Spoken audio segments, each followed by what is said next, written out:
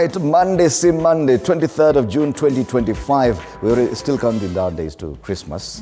So it's about 191 days left in this year.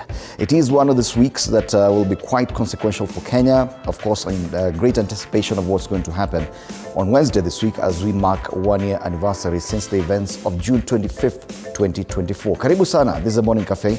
My name is Fred Indimoni. Just 48 hours away from that, June 25th. How hot is your coffee this morning? My name is Ann Odida. Karibu sana. Yes, and indeed that's the biggest conversation. Gen Z is featuring on most of the front pages today, but the Standard goes with betrayers of Gen Z, and the Standard has still maintained that black background. And we were hoping something would change, but then again, I think it was that dark. Betrayers of Gen Z, that's the Standard. People Daily, how Gen Z demos changed Kenya. Big headline there. Again, pain of 3 billion shillings daily loss in protests as huge demo planned. And the church there remembered slain Gen Z protests yesterday in anticipation of the anniversary. That's a Star. Taifa Leo, mchecheto wa siku ya Gen Z, matters Gen Z. We'll be hearing more about that this week. All right. Okay, hapa tuna pause from matters Gen Z kidogo, tuzungumzie State House. State House gets another 890 million shillings for renovations. Na hiyo unajua inakasirisha nani? Nani? Gen Z. That's a Daily Nation. Gen Z wako hapo. Wako pale, Generation Z protests that changed Kenya. This is a big discussion, we cannot ignore it. Business Daily, Kenyan firms invest 169 billion shillings abroad. All right, Business Daily. So for State of the Nation, and as we anticipate what is going to happen on Wednesday, we'll be having Samuel Pogisio, who has served as a majority leader in the Senate, 12th Parliament, also as a cabinet minister in the Kibaki administration. Kipruto Rapkirwa, who's also served as a member of the National Assembly and also as a cabinet minister in the Kibaki administration. And current MP for Wajir South, Mohamed Ado, a member of ODM party. His party leader has been accused of being a betrayer of the Gen Z. Yes. So this is coming here at 6:30 this morning. Beyond our borders, let's take a look at what people are talking about regionally, and we start off with the East African. Sticking points in Rwanda DRC peace accord. I'm hoping this photo is very recent because there was a time a few months ago they weren't seeing eye to eye. Yes, in fact, I remember when they were, I think they were brought together by some Arabian leader. Moja amekaa kule, mwingine amekaa huko, lakini watu wanaangalia kando. Hawataka kuonana. That is the Rwandan President Paul Kagame and Tshisekedi of DRC. Some integration of rebels seems to generate a lot of heat ahead of signing on June 25th, with some terming it rewarding of criminals. Could this sentiment cloud the deal? Still matters DRC conflict. Kampala SGR plan on track, $560 million earmarked to kick off construction from Malaba as Kenya pursues funding by Chinese investors. And Rwanda's Ingabire in trouble again. Opposition leader held on alleged links to suspect of anti-government plot. That's the East African. All right, let's go specifically to Uganda. The Daily Monitor talks about a quack doctor who's suspected to have killed 3 women. That's a big story on the front page. They call him a doctor from hell. A man accused of posing as a qualified medical doctor and causing the death of 3 pregnant women. And they always go for the weak women, pregnant women. The vulnerable ones. The vulnerable ones, yes. So, causing the death of 3 pregnant women after botched surgeries at a regional referral hospital, has asked court to plead guilty for a more lenient sentence. So he knew what he was doing. Yes. More on page 3 of the Daily Monitor, a very unfortunate incident there. We trailed suicide bomber for 5 days, says UPDF. Nakumbuka ule jamaa lilipuka kwa juu ya pikipiki. So forensic experts cordoned off the roundabout at Kalerwe in Kampala after suspected female suicide bomber was shot dead. Oh, this is a different one. Well, remember that explosion ule wa boda boda, sasa huyo ni suicide bomber aliinuliwa. Pale juu, Israel-Iran war shifts focus to Uganda versity as the Israel-Iran war rages in the Middle East. Fresh focus is shifting to Africa after an Israeli diplomat accused an Iran-affiliated college in Uganda of being used as a cell for recruiting terrorists to fight in the Middle East. Where? Imekuja sana. Yeah.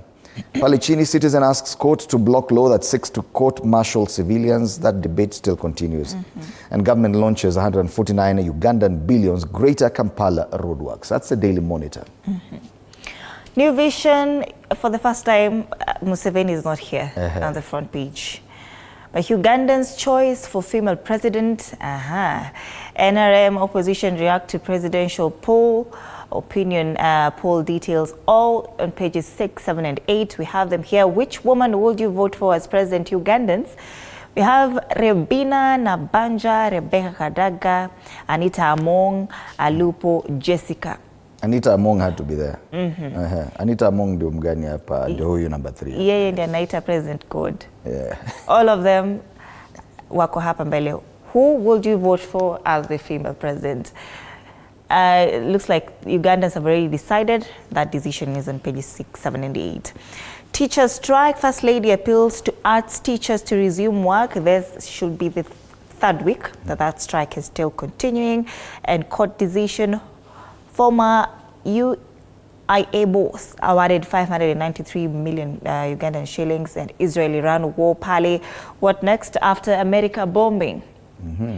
On the top strip, Muhoozi holds talks with President Tshisekedi of DRC. That's the news. All right, tuvuke boda tuingie Uganda, Tanzania sasa tujue wanaozungumzia nini. Kumbuka masuala ya uchaguzi mkuu bado yanazidi kuadia. Mabadiliko bima ya afya kwa wote. This is a special interview. Maboresho ya shusha gharama kaya ya watu 6 kifurushi cha shilingi 1,150. Makato kidogo kwa simu ruksa, watoa huduma kicheko kulipo kabla. I think they're just trying to reform their health insurance scheme, just like Kenya. Let's hope they'll do it better in Tanzania. Mahojiano maalum pale. Jukwaa la fikra, kujenga madaraja, kujenga taifa. And you see, now is when we're talking more about development by President Samia Suluhu Hassan. Ameunveil nini. And I find it a very clever way of campaigning. Strategy. Because she's always talking about infrastructure and she's always now launching. But you see her face on the poster, meaning that this is a proper campaign for President Samia Suluhu Hassan. Just hidden under the guise of development. But yeah, at least in as far as infrastructure is concerned, you can actually see what she's done.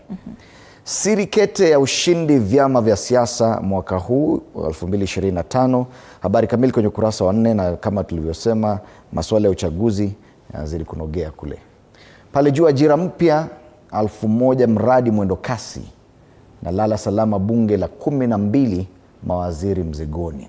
Ni wiki ya lala salama kwa bunge la 12 ambalo linakwenda kufikia tamati yake kwa hotuba ya Rais Samia Suluhu Hassan leo. Waziri wa fedha Daktari Mwigulu atakuwa akihutubia bunge hili. Yes. Very soon watafunga bunge ndio waende kukampeni. Gazeti la Mwananchi kule Tanzania. Tukisalia kule, gazeti la The Citizen revealed Tanzania's $13 billion strategy on universal energy, and Tanzania is seeking $12.9 billion to fast-track access to affordable and sustainable energy for 42 million people across the country by 2030 under the ambitious Continental Mission 300 initiative. That story is on page 2 of this newspaper. Building bridges, building nations in focus at what program is this? I'm trying. Okay, it's here. Mwananchi Thought Leadership Forum in Tanzania, of course, where President Samia Suluhu, we've talked about that. Katika gazeti la Mwananchi, jukwaa la fikra, kujenga madaraja, kujenga taifa. Building bridges, building nations in focus. Over 1,000 jobs up for grabs as new BRT firm recruits staff. And private sector voices concerns over some budget proposals. They say as Parliament prepares to endorse the government's 56.49 trillion shillings budget for 2025-2026 tomorrow, private sector representatives have voiced concerns about a number of several proposed fiscal measures. That story is on page 2. Sisi tulizuba, yetu ikatupita. You get that feeling that we've not really scrutinized the budget this time round. You know, tumebakisha siku ngapi mwezi ishe. By end of this finance bill ilishapita. Yes. So by the end of this week, everything comes into effect. It will be signed into law. I think 30th. Yes. Harness horticulture, tourism to boost rural economy, says PS. And that's The Citizen. All right. We'll come back to take a look at the local dailies in depth in a short while to see what the anticipation about the Gen Z protest is like. Kwa sasa tuangalie hali ya anga na mawingu yazidi kutanda maeneo ya Asia. Ni kama wale, there's always a huge cloud cover over Asia. Africa ukiangalia ni kama hapa katikati tu. A bit of it like Victoria, kidogo kingia DRC as you go up this way. And it's actually taken that trajectory from Tanzania up all the way to the West African coastline. But when you come to East Africa, hata ile mawingu ilikuwa pale Lake Victoria, imepotea kidogo, but you can see dots of cloud cover across Kenya. And kama hujasikia, maeneo mengi yana baridi, kijibaridi cha asubuhi. So this is a map of Kenya, some cloud cover, but quite light. Areas around Mount Kenya, Nairobi, and even the western part of the country. So let's start with Wajir, and is it Wajir or Wajir? Wajir. Wajir. Wajir. We'll be having the MP here later today. Atatuambia. 24 degrees Celsius, partly cloudy, highs of 33. Kama unasikia baridi hapa Nairobi, kule kwingine hakuna baridi. And as far as precipitation is concerned, Wajir, very minimal, 0.3 millimeters there. Down at the coast in Mombasa, 24 degrees in Mombasa, feels like 24. Partly cloudy day, highs of 27 degrees in Mombasa. Precipitation here, 0.2 millimeters, very minimal as well. Yes, and even 27 degrees Celsius for Mombasa is a bit lower.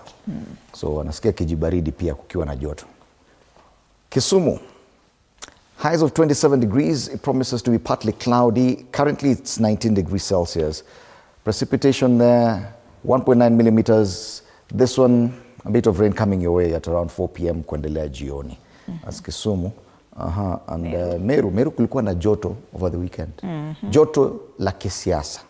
Because both the president and his former deputy were just crisscrossing the county. Yes. But it would appear it's quite cold. 15 degrees in Meru, feels like 14. Mostly cloudy days, raining as we speak. Highs of 21 degrees in Meru. Precipitation here, 1.4 millimeters. Yes, I think that will be enough to quench the political heat uko. Finally in Nairobi, nani kama ijakuja, okay. Baby girl must be taken slowly.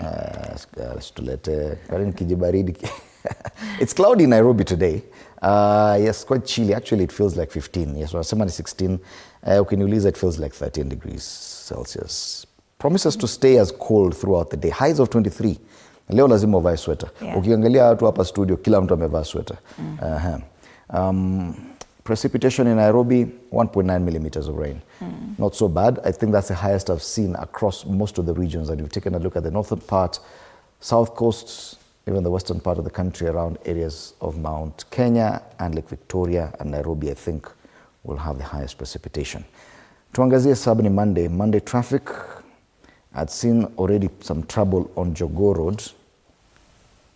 Your stretch ya Makadara, let's see if at all. Na ni kama hiyo traffic pia imekalia hata internet kidogo. Traffic or weather? Or the weather imekalia traffic. It's improved quite significantly. There was a long stretch of red earlier here. Probably there was a traffic incident, but that appears to have moved to Mudhurwa. Yeah, as you're heading to town, opposite Machakos bus station, you can see that long stretch of red. So if you can avoid that area right now, if you're going to town, probably use the other side, ile industrial area, Lusaka Road, Commercial Street, ukiingia town, because this one will mean that you'll take quite some time. Plus, remember, shule nyingi zinafunga.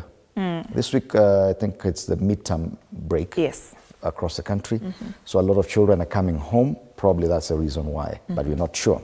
Haile Selassie Avenue is getting busy as well. Jogoo Road tulisema it's improving, but ni kama pia kuna shida kidogo. Even as you get closer to the City Stadium roundabout, it's slowing down. Let's move further eastern side. And yes, Kangundo Road is quite busy, especially as you get closer to Outer Ring Road. Both sides of the road around Umoja One Market are strong red. Outer Ring Road, the further end, closer to the airport, there's a problem there on that interchange from the Eastern Bypass into Outer Ring Road, a long stretch of red from Pipeline, going all the way to that fence here, airport, and turning back to Outer Ring Road. Hapo kuna shida. Na hapo sijui ukiingia hapo sijui utatoka aje. Hapo that's a problem. Further Tasia, ni kama because of that slowdown there, they're not doing so badly. The other side of town, Mombasa Road, it's looking good. Kwingine hakuna shida sana. Hata leo sijaona kama pale interchange kuna maneno. Nothing out of the ordinary. Ile red ya kawaida tu pale Pangani. So that's the traffic situation at exactly 17 minutes past the hour. All right, let's take a look at the quote of the day.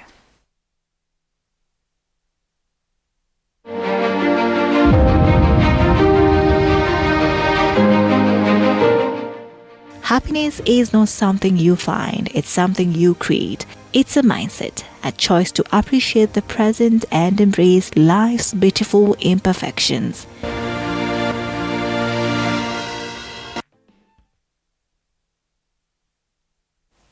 Right, turejea tuangalie magazeti ya hapa nchini.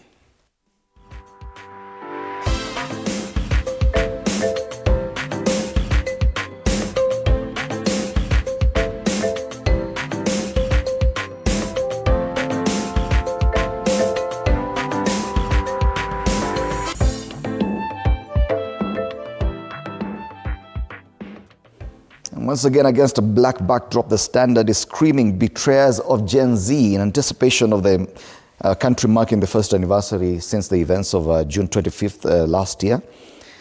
They're talking about the betrayers, and they've used two images there. Raila Odinga, Kasmuel Makoure. Watu wameinua ngumi hivi.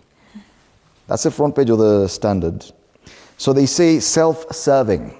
For a long time, Raila Odinga stood out as a voice of the common Kenyan in the face of repressive governments. So it was no surprise that during the height of last year's Gen Z protests, a video of a young woman asking the former Prime Minister to step aside so the new generation could hold the government accountable went viral. You remember that lady? The cost was heavy, with several Gen Z protesters killed or maimed, but the real shock came when Raila quickly struck a deal with President William Ruto, a move widely seen as a betrayal of the noble cause of good governance he had championed for decades. Today, although the youth are continue to push for change, many feel let down. They see Raila as a betrayer of their dream for a new Kenya. Hapo chini Raila mwenyewe anakuwa quoted akisema, "We cannot burn the country down to achieve change. Dialogue is the way forward, and I use the opportunity to push the reforms. Those calling it betrayal misunderstand the bigger picture." Last week alikuwa anaongea kuhusu the Adani deal that was very controversial, and anasema we lost an opportunity there that we should have actually taken the Adani deal. Yeah. So I don't know. Many questions. Ukiangalia pale ndani page 4-5, they talk about the Gen Z revolt. Now, this is all in anticipation of what is going to happen on Wednesday. So different headlines, from hope to heart, how Gen Z felt betrayed and abandoned by Raila and lawmakers. 2 decades on police reforms falter under politics and brutality. And outrage grows over police violence ahead of Wednesday demos. In Nakuru, I've seen they're doing something nice. Nakuru journalists are getting therapy to manage work-related stress. Yes. Hapa stress ni mingi sana. Something interesting, and this is on page 2. The lawyer who was attacked by goons in Nairobi, Asema, was attacked in broad daylight as police watched, the lawyer claims. And musician Samido has jetted back to the country and subtly hints at resignation. Walikuwa washasema watamtuma uko Baragoi afanye anti-stock theft unit, alafu akapotelea kazi.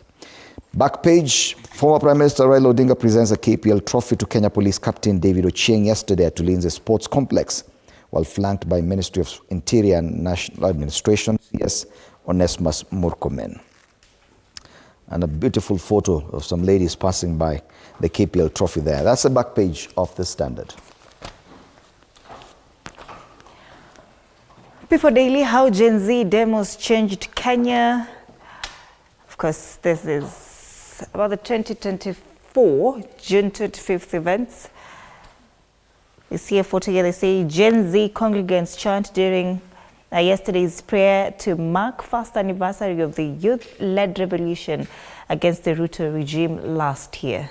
Yesterday was also the first victim's anniversary, that is Rex Masai. 120 billion shillings collected, but where are the avoidable houses, quote unquote, avoidable houses? We've only seen the one from Mukuru Kwanjanga. Kenya's digital promise and a dream deferred. That story is on page 8, a special feature. And on the top strip, critics dispute the legality of Trump-Iran attack. Trump finally, alikuwa amesema he knew where those things were, the nuclear, whatever is bringing this war there. But he said he wasn't going to kill anyone. Finally succeeded in bombing.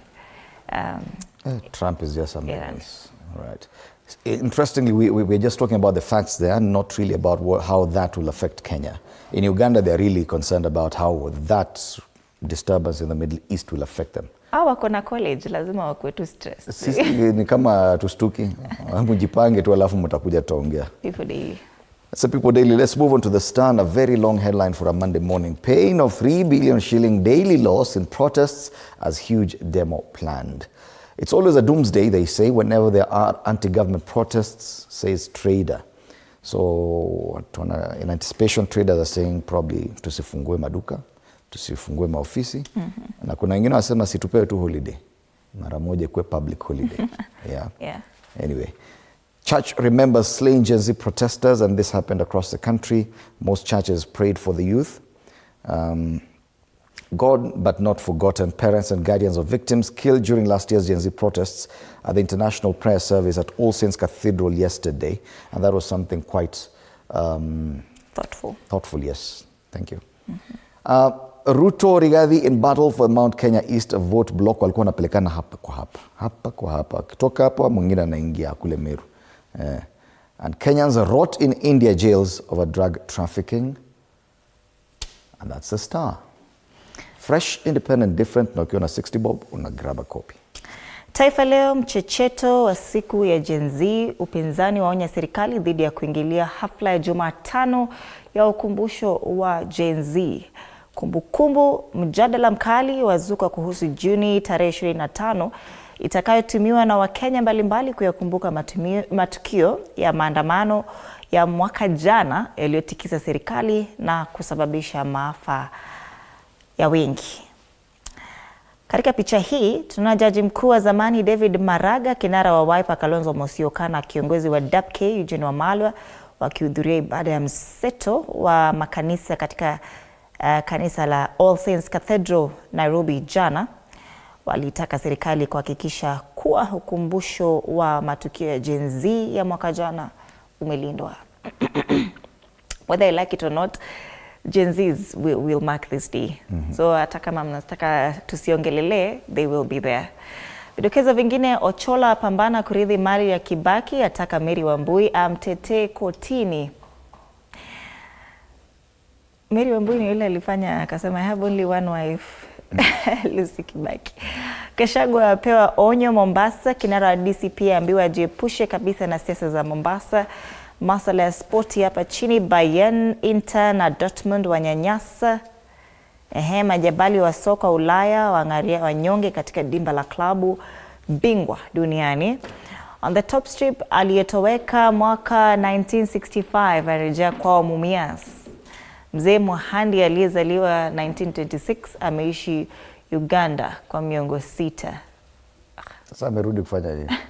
Lakini amerejea. Ni nyumbani. Nyumbani ni nyumbani. Nyumbani ni nyumbani. Karibu nyumbani. Na Trump hana mzaha, alipoa nyuklia ya Iran, hisia mseto duniani baada ya Amerika kutekeleza vitisho vyake dhidi ya taifa hilo hasimu wa mshirika wake Israel.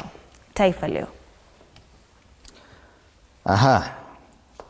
The Nation goes with something different, even as most other dailies talk about the Gen Z and the anticipation of the first anniversary of the events of June 25th, 2024. This one is a different one, but still would have the same effect on the Gen Zs. State House gets another 890 million shillings for renovations. And everyone wonders, okay, ni nini wanajenga hapa? Every day tunasikia more money. Mpaka wanaita money pits? It's a question there. Well hidden behind manicured lawns and guarded fences, Kenya's seat of executive power has quietly transformed into a permanent construction zone. From refurbishments to re-roofing, works have been going on since President Ruto took office in 2022, gobbling up hundreds of millions of scarce public funds. And you know something interesting? I don't think President William Ruto has used this main building. I think he used it for like a week when he became president. Then the construction started. Up till now, I don't think he's back there. We just see him in the main in that pavilion, which overlooks State House. But this main building, which was the center of most presidential activity, bado iko under construction. Yes, this is an increase, by the way. Siati anapata hiyo 890 million. It's an increase on the core budget, while some have been reduced. I think we're now working with around 12 billion. And you see, I think it's only the Daily Nation that has attempted to take us back to that conversation about the budget. This time round, watu waongelelei budget ama finance bill. Ilipita tu, na sasa inangojea presidential assent. We seem to have missed out on a more robust conversation about the budget making process this time round. President has raised taxes, slashed subsidies, and cut budgets across nearly every public sector in the name of austerity. But State House imepata close to $1 billion shillings for more renovations. Gen Z imekuwa pale chini kidogo. Generation Z protests that changed Kenya. At least the coverage on pages 2, 3, 4, and 5. Remember, all the dailies are just talking about this issue in anticipation of what will happen on Wednesday and how the government is going to handle this matter. Because I think that's the biggest concern. Kutakuwa na tear gas, na risasi, ama kutaendaje. And that's the big story there on the front page of the Daily Nation. Let's just see how else it has been covered on page 2. Tribeless and bold youngsters changed the face of protests. Gains from court interventions after Gen Z led anti-government demos. How buoyant Kenya Kwanza became casualty of protest. And Kasmuel finds himself also in the inside pages. Suit-clad Gen Z darling who became a villain.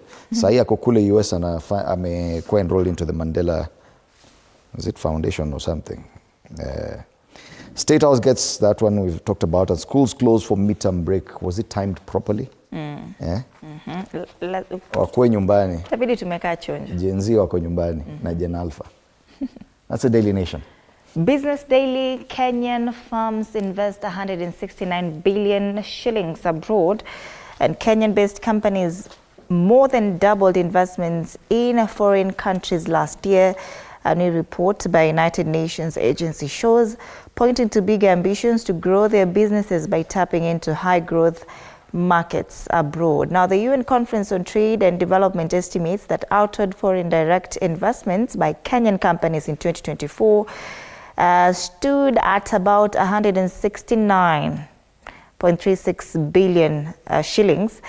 Of course, a jump from 76.2 billion a year earlier. Watchdog flags Hinga for meddling in 1.9 billion shillings home tender, and the procurement watchdog has put Housing and Urban Development Principal Secretary Charles Hinga. Business Daily. Unasikia kitu anasema hapo, the procurement watchdog has put Housing and Urban Development Principal Secretary Charles. Okay, it happens. It's a Monday. Story iliandikwa weekend. On the spot for allegedly meddling in 1.93 billion shillings tender for an affordable housing project in Machakos. Yes. On the ticker, MPs drop digital assets tax of 3% on transactions. Business Daily will make sure you are reminded. Kenya now restricts foreigners from most petroleum sector jobs, and vehicle dealers Buna's leasing budget up. That's the Business Daily. All right. Just a reminder, we'll be having this gentleman in studio, Samuel Pugisio, who served as Senate Majority Leader and as Cabinet Minister. And Kipruto Rapkiro has also served as a Cabinet Minister and a member of the National Assembly. Mohamed Ado, MP Wajir South constituency, we're hoping you'll also make it for that conversation, coming your way in a short while. Tuangazie karakacha tujue cartoonists wanazungumzia nini tukimalizia hapa. And I can tell you most of the cartoons today are focusing on the Gen Z and how the protests have been conducted so far. But the cartoon on the Star goes totally different. This is what's happening in the Middle East.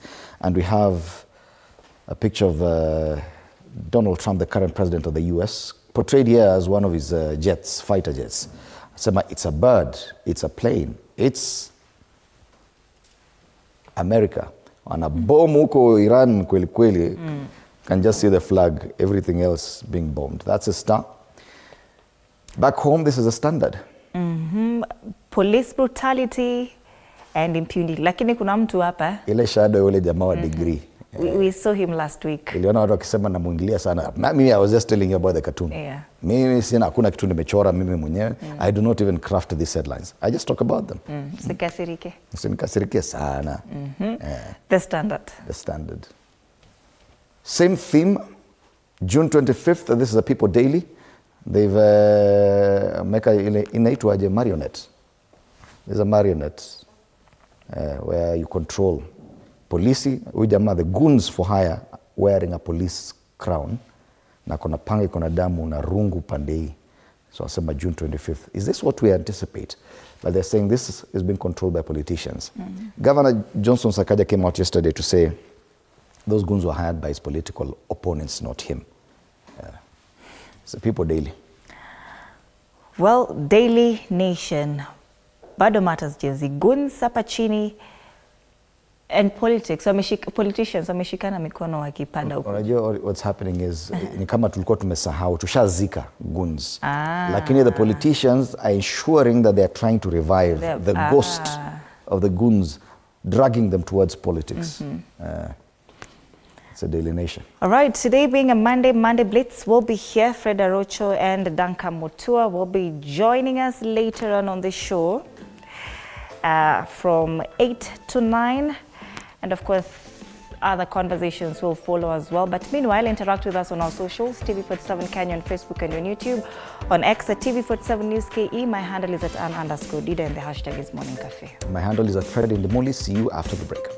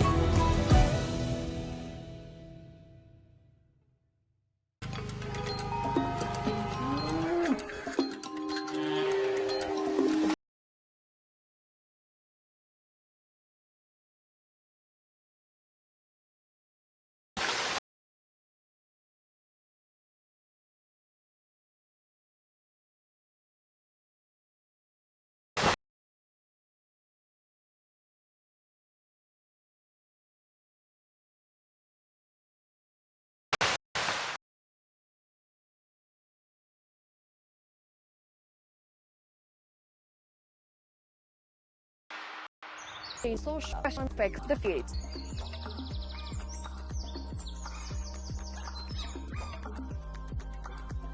When it comes to fixing the planet, there is no time to waste. Join me, Shiksha Arora, on Thursdays at 9 p.m. on The Green Fix as we look into the big why, you and I.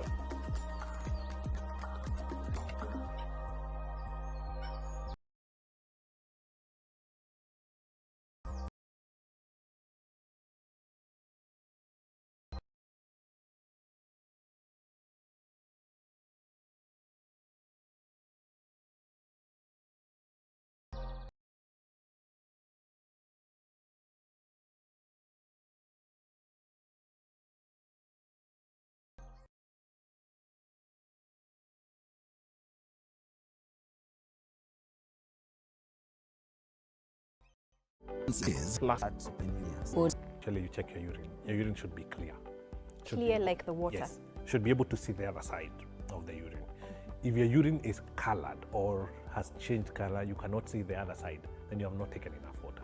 Don't forget regular health checkups. Early detection saves lives. I want the message be we can prevent cervical cancer.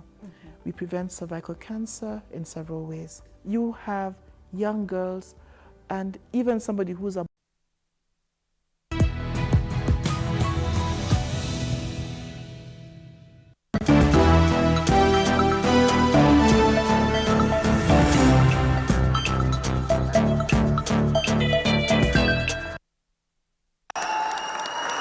Hundreds of congregants in white and with the Kenyan flag at hand gathered to honor the lives lost in the June anti-finance bill protests last year. Kanyike Masai, Ibrahim Kamau Wanziro, Dennis Otieno. This service beginning with a solemn name reading of the June 25th fallen victims. Miheso. Affected families sharing their solemn reminder of the cost of their struggle for justice to date. Kennedy Onyango alikuwa tumaini yangu, lakini kwa sasa Mungu atabaki kuwa tumaini yangu. Juu sioni hali yoyote, sioni haki yoyote ikipatikana. Hadi mimi hapa nilipigiwa simu na Dennis Itumbi akiniambia rais anataka kuongelesha mama. Nikashika simu akaongea, akaniambia mama Kennedy, habari yako? Nikamwambia sio mzuri hata kidogo. Akaniambia sawa, nimesikia na nimeona na nitakuita. Tukae chini tuongee na nimekisua haki ya huyo mtoto imepatikana na nitakufanyia vile mimi nasafanyiwa kama msasi. Nawaambia saini 1 year. Hakuna kitu imefanyika. This service coming just days before planned nationwide demonstrations to mark the first anniversary of the protests that turned deadly when police opened fire on demonstrators who stormed Parliament in anger over the 2024-25 finance bill. Boniface Kariuki ni mimi, Rose Njeri ni mimi, Alberto Juang ni mimi, Rex Masai ni mimi. Lakini Mungu tutaita hizi majina hadi lini? The anniversary has been reignited by the recent death of teacher and blogger Alberto Juang in police custody, which has sparked demands for police accountability. We don't want to be a nation that bans the granary with both the seed and the food. When you allow goons to come and disperse peaceful demonstrators on the streets, you are sending us to Haiti. Sheila Chelangat for TV 47. Oh yes, indeed, and that is the same theme on most of the dailies this morning. Generation Z protests that changed Kenya. That's on the front page of the Daily Nation. Of course, not the main headline of the Daily Nation. It's matters to do with State House there, but still getting space there. On the Star, pain of 3 billion shilling daily loss in protests as huge demo planned. Church remembers slain Gen Z protesters. The People Daily something similar about how the Gen Z protests changed Kenya. And it's also something on the front page of Taifa Leo talking about mchecheto wa Gen Z. The Standard, and we'll come to that, talks about the betrayers of Gen Z. Definitely Gen Z's back as a main discussion. This morning we're very privileged to have our usual Monday morning panel. On my immediate left, Samuel Pugisio, who has served as ICT Minister in the Kibaki II administration, as Senate Majority Leader in the 12th Parliament, as Senator of West Pokot County, and before that as MP of Kachiliba constituency. Karibu sana. Thank you very much. Kipruto Rapkiro also joins us. He served as Agriculture Minister in the Kibaki I administration as well, and before that as MP for Cherangani. Good morning, Karibu sana. My pleasure. And gentlemen, we've been discussing, and I'm sure I've asked this question over and over. It would appear that for many politicians, this is an inconvenience, something that they would have wished would just go away, but it appears it doesn't disappear. The fact that we as a country have failed to get to closure on the events of last year, and the fact that this discussion appears still very inconvenient, especially for state agencies.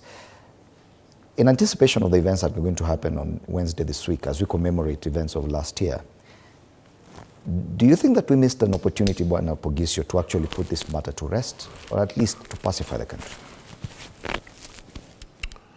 Well, thank you, Fred. And first of all, we want to wish all the young people,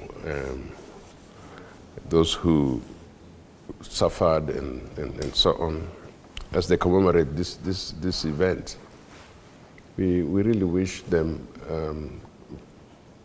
peace and support, because it's a reminder that we can't easily change. We've been given the opportunity to actually change this country. What went on last year ended up being something that we thought the government would take seriously. And the president actually took a moment there, if you remember last year, to declare that things are going to be different. He declared that we will have to cut the size of government, and we would do things differently, and everything seemed to be as promised. And then all of a sudden, that was forgotten. This is just a reminder that, if this country can go the way of peace, the way of understanding, if we could just take seriously what we have been, maybe reminded by the young people. It's good to know that we have a different generation. If under my generation, we would easily be beaten to silence. We could easily be harassed or threatened. But this generation is asking questions that are very difficult to answer unless you really come down and sit with them. They're asking for accountability.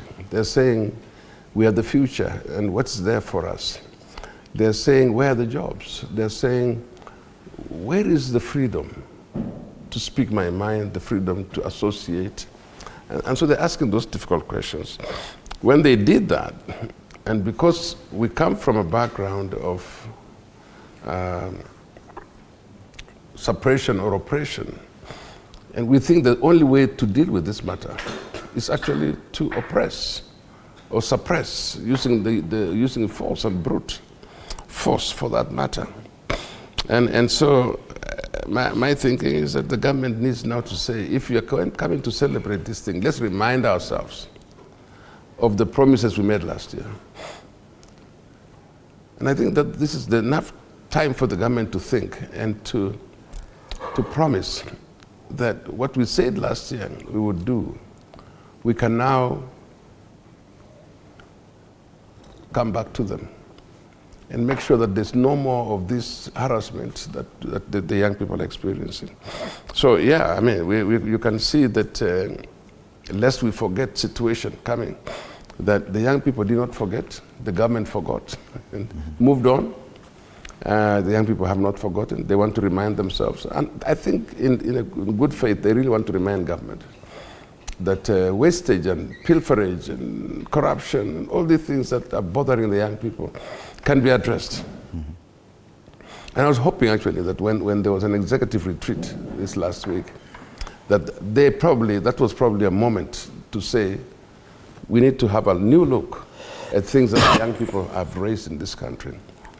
Because, by the way, they are fueled by their own connectivity.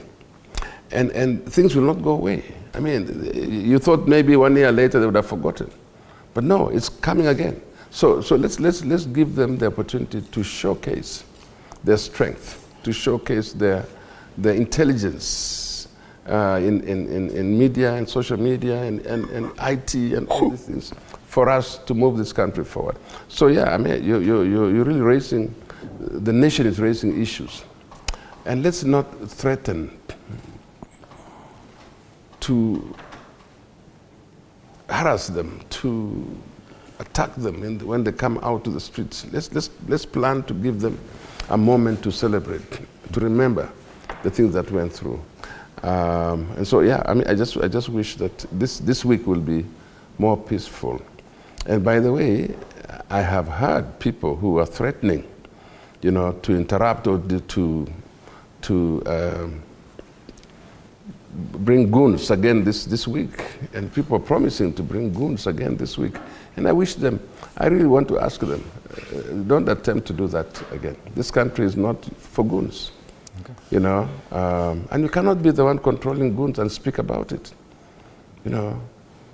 And basically, I want to remove from the minds of Kenyans the things I heard from a member of parliament saying that they will bring Pokot young people to the streets of Nairobi. There's nothing like that will happen.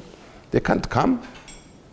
You can't bring them. Mm-hmm. You have no capacity. And I really want to say, don't use the name of the Pokot young people. That's not what they are for. Mm-hmm. And these people are looking for education. They're looking for progress. They're looking for to be found in a modern life. They're not for use by anybody. And they have the person speaking has no capacity to do that anyway. And that is just trying to bring us backward. And I speak as a leader in the area. I'm saying you cannot use the name in that way. So, but let's anybody who proposes to bring goons to the city, think for yourself and stop it. Don't ever think about it. Don't even do it. Yeah. Thank you for that. Waziri Kirwa, the path to healing most times includes some form of restitution, some of recognition, but not attempts to change or adjust history, because we cannot do that. And we've seen examples in Rwanda with the genocide, the Holocaust in Germany, and all these things, that there must be something, a way of admitting and accepting that this happened, and going forward we will do this so that this does not happen again. But it would appear in Kenya there's a trend that even attempts to commemorate, and previously dates like Sabasaba, which were key in the agitation for multi-party democracy and such like things, the state, and this is the different regimes have never allowed such to happen. Is this the same thing we're seeing now, that even the administration of the day doesn't want to recognize that the June 25th events were significant enough to be discussed?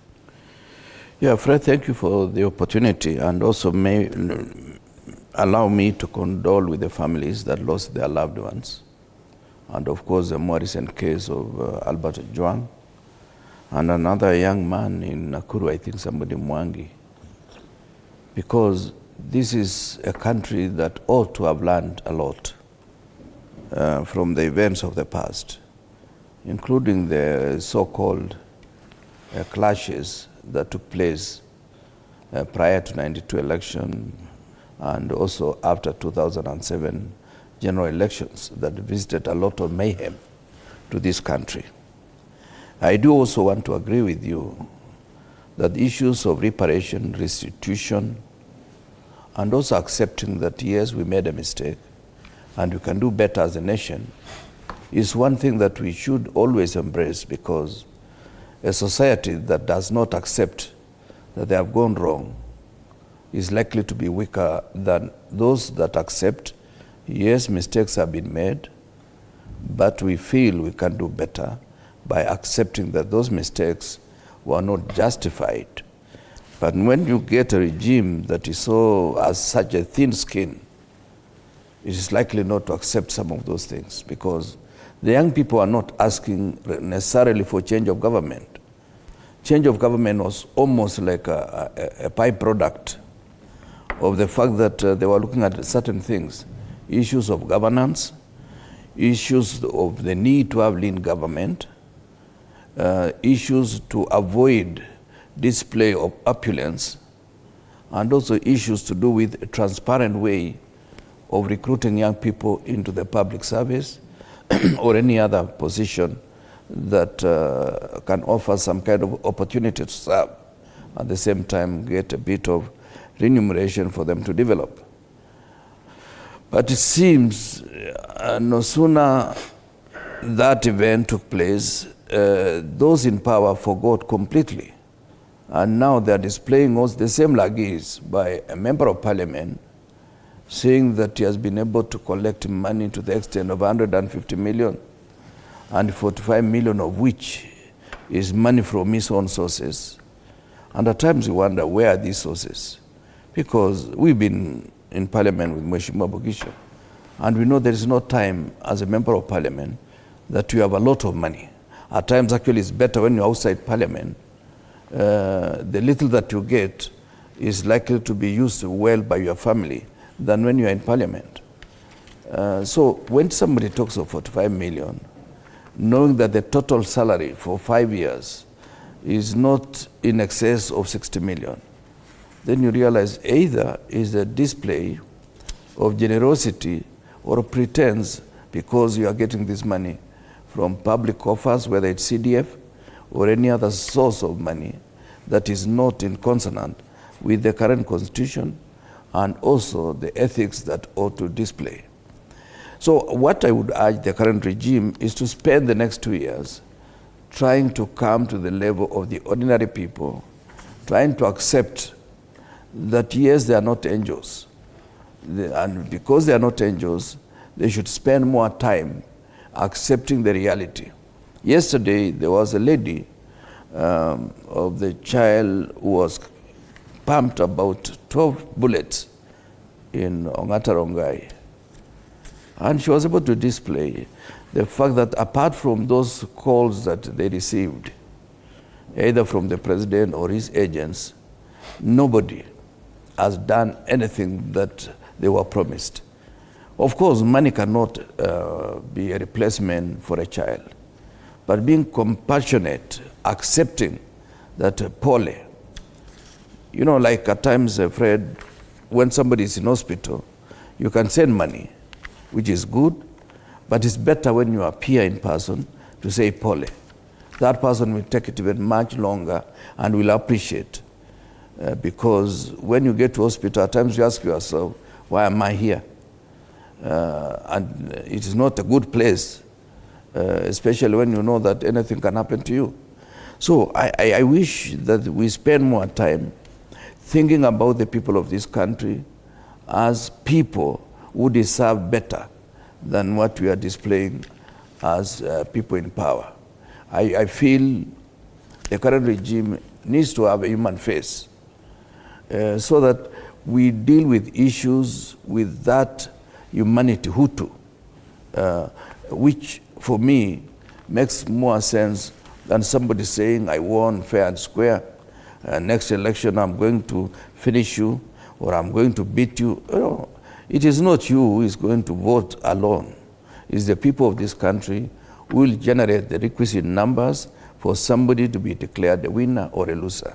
But when we go around saying you are going to beat us, you are going to do this, many of the votes that some people got in the last election, they are likely to run away.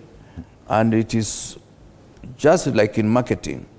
When a client runs away, it takes 5 times the effort to bring back that particular individual. So when your own supporters protest against you, it is highly likely that they will visit you with a lot of vengeance. All right. Bwana Pugisio, the Standard has chosen to go a different route, that probably the young Kenyans last year in the agitation, they were hoping for significant change, but they see that that failed because of one person, that Raila Odinga, the person they hoped would probably support the agitation, was the biggest letdown. Do you think that this headline is a bit too harsh, betrayers of Gen Z targeting Raila Odinga? I'm afraid it's very difficult to overlook the headline.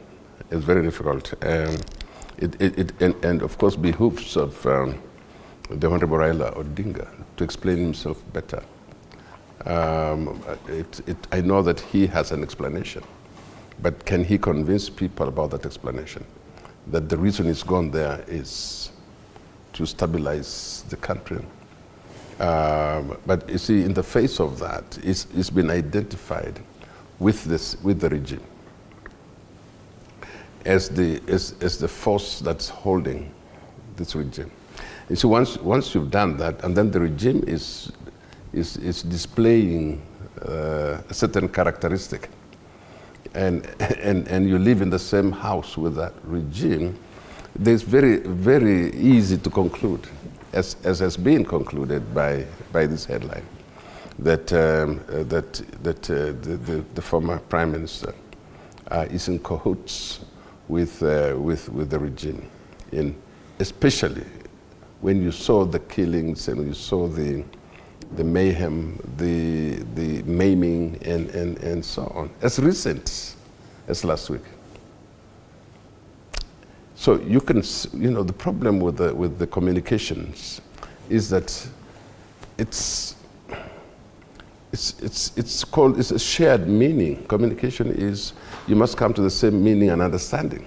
So if your understanding is not very clear, if we cannot understand the same way, we do not have the same shared meaning of what you're saying, we will conclude that you're not actually, you don't mean the same thing. So what happens when, in the very last demonstration which happened here last week, where somebody was shot, people were maimed, goons were sent to the streets. What do you have to say about that? I mean, that's the question. Before that, there was Albert Ojwang. And Albert Ojwang is a case, just one case, of what has happened in this country. I know people have probably gravitated towards Albert Ojwang's case as an example. But that did not end there. There are fresh cases of this young man called Boniface, who was shot at point blank. And then there was a lot of people were hurt during that week.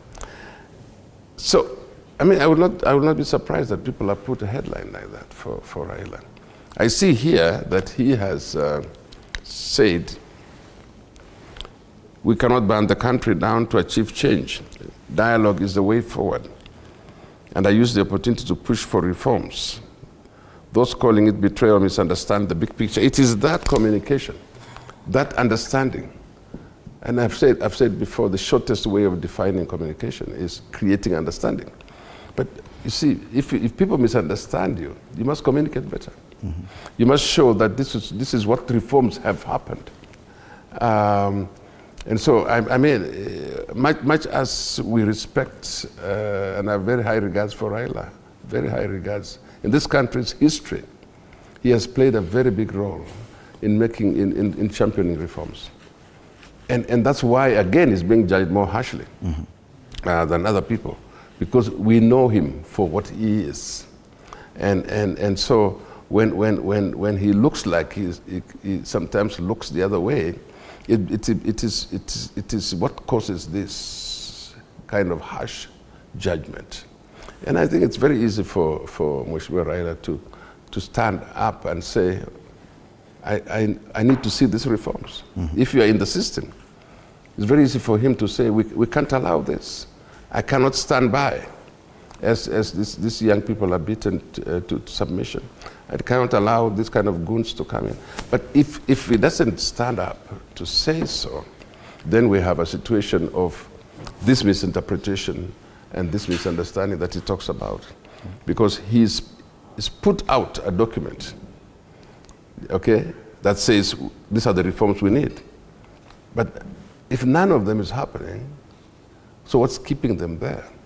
So I do really hope that using his communications people, using his strength in the area of politics, that he can actually demand the changes that are required to happen in this government. Yeah. And the question is the headline on the front page of the Standard, which has been really heavily criticized for being a bit too critical of the government. Is this headline a bit too harsh? We'll be back to take a look and to prod further this headline, Betrayers of Gen Z, after the following short break.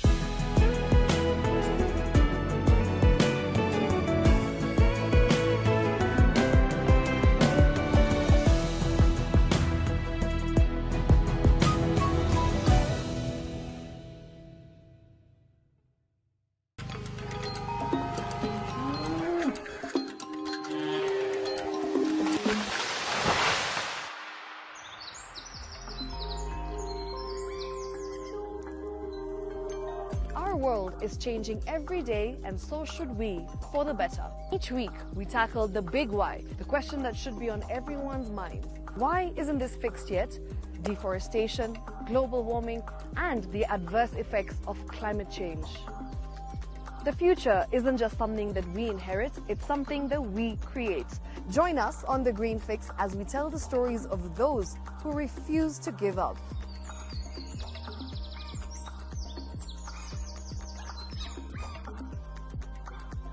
When it comes to fixing the planet, there is no time to waste. Join me, Shiksha Arora, on Thursdays at 9 p.m. on The Green Fix as we look into the big why, you and I.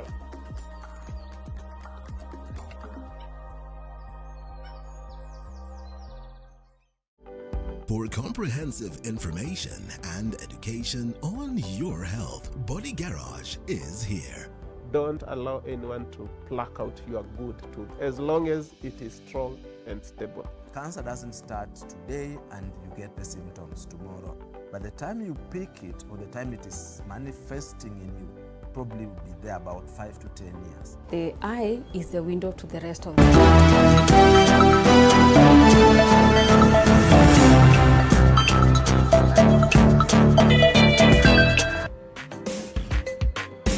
Welcome back, and the big headline on the front page of the Standard, and I call it screaming headline, says betrayers of Gen Z, and they have two faces, two images there.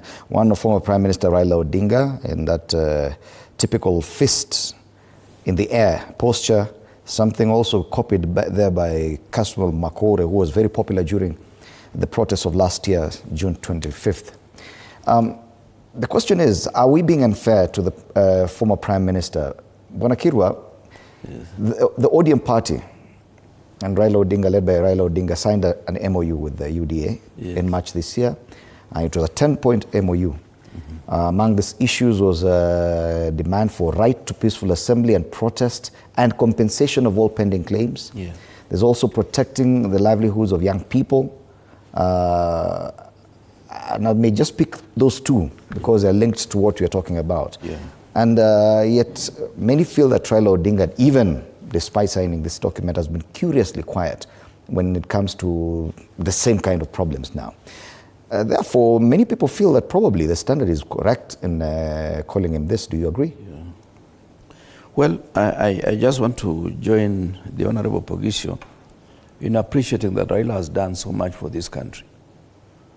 So much that we strongly believe some of the reforms that in the past have taken place has a lot of ink from his pen. And we do want to appreciate him to that extent. But as they say, people remember you on your last moments. Raila Odinga is an elder statesman, and you would have expected at least the president to respect him, especially on those 2 points of issues of having all protests and protesters protected by the police for purposes of showing some kind of new change. As I was coming here, I had one of the OCS, I think from the coast, saying that they will provide security for those who will be protesting on the 25th. And I wish the entire government was to spend more time thinking about protecting protesters for purposes of ensuring there is peaceful protests that will take place in the country. In fact, Kenyans will come to forget it faster if everything goes so peaceful that they will say, okay, it is well. Otherwise, this issue of visiting goons to the people when they say something is wrong is also generating a culture of goonism that is the reverse of what our government is trying to do in Haiti. Because the goons in Haiti was a product of repressive regimes that were trying to repress people, and therefore people took it upon themselves to protect their property and their own lives. So, Raila Odinga is a man under siege because a lot is expected of him, and when it shows that he's not doing to the extent of our expectation, because he has the leverage and the power that many of us don't have, even collectively, but he has chosen to dine and wine with the enemy of the people.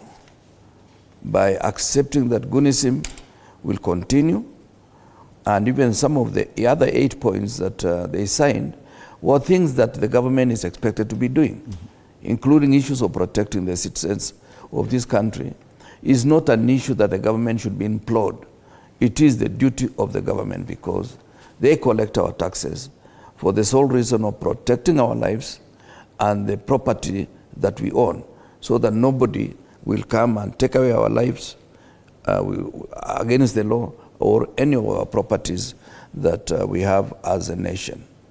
So I also feel even this young man called Samuel, I don't know, has also betrayed the cause. I've been seeing even Morara.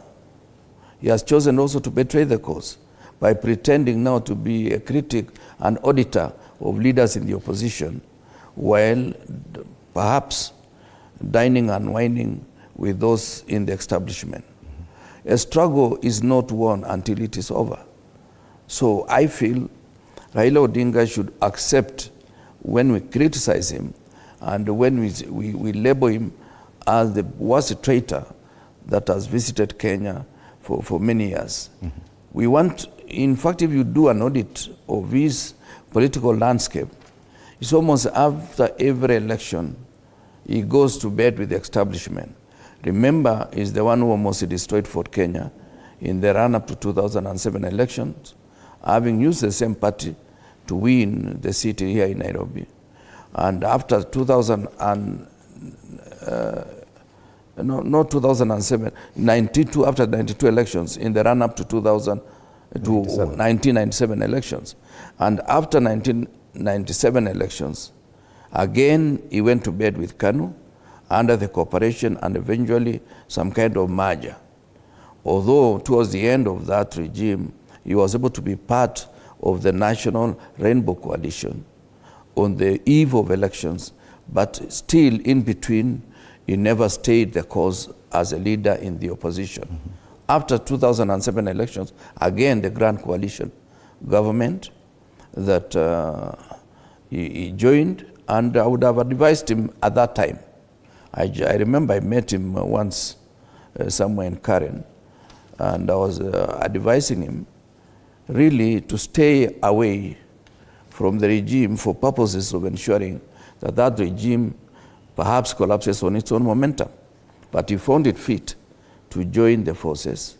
And at the end of that period, he was not able to stem the wave that had been created by anti-ICC proponents. Again, there was the handshake. Now, broad-based government. When history is written, it may not get fair chapters in those analyses. What role did Raila play in Kenya? It will be a sort of cold and warm at the same time. Right. And the former Prime Minister is known to really gel with public sentiments and public psyche on any issue. One of them is this Adani deal. So many people are confused. Was it at the weekend or last week when he attended the cabinet retreat?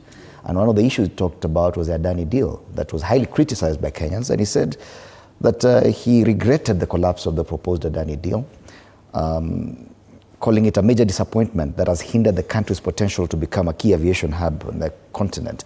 I mean, do you feel confused by some of his stances in recent days? There are so many things he could have talked about, including what we are facing this week, but he chose to talk about a Adani deal, which Kenyans agree we have moved on from it. I'm afraid that, it's, I don't know how many other things he said at that retreat, okay? Because he was giving, I guess, a keynote speech at the retreat. This is the executive retreat. This is the government in a retreat. And many things he could have said, but the one that was captured properly is the way he spoke about this Adani deal. What I got, the main point was not bad, because his main point was we need the expansion of the airport. You know, why specifically Adani, I have no idea. But really to say that you're disappointed because of Adani, or was it disappointed because the airport was not expanded? And I think the main issue for me is, and I've worked at that airport, so I know, the main issue is that we've suffered a lot trying to get that airport expanded, remember? So because, you know, this contract comes and that is cancelled, we pay a lot of penalties. This one is cancelled, we pay a lot of penalties. So can we just design an opportunity for a proper expansion of the airport without controversial contracts? And that's probably what he needed to say. But bringing back the name of Adani was a big mistake, because that is the name that people didn't want to hear. Given that the experience that they had, and the name of Adani would probably remind people not of good things, and it's not good for us to criticize what was spoken to the executives, but that's what came out. I mean, if that's the way, because it was on live television, probably we would not have known, but it was on live television. And so some of the things that people do, and again, it comes back to communication. Your communication team surely should be able to say, explain certain things without having to mention the name of Adani. Was it important to name Adani in this thing? Was it important? If your purpose was about expansion of the airport, which may be true. I mean, we might need to expand the airport. That's a discussion for another day. Mm-hmm. But if you take people back to the situation which was a case, even part of the demonstrations of last year, was because of the same deal. So why do we remind ourselves as though it was wrong to demonstrate about it, or it was wrong to cancel it? And I think that is the main mistake.